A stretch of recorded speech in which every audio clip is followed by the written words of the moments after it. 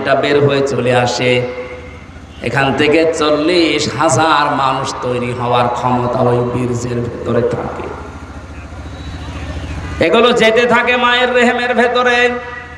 জরায়ুর দালের সাথে ধাক্কা লেগে হয়তো অনেকে পড়ে যায়, শেষ পর্যন্ত যেতে পারে না। আমি আল্লাহ দয়া করে তোকে ওখানে পাশ করিয়ে হামজা বানানোর জন্য পৌঁছিয়ে দিয়েছি। ওখানে যাবার পরে মায়ের যে নাপাক পানিটার থলি ছিল, ওইটা দিয়ে বাবার এইটা দিয়ে আল্লাহ 8টা জিনিস বানান।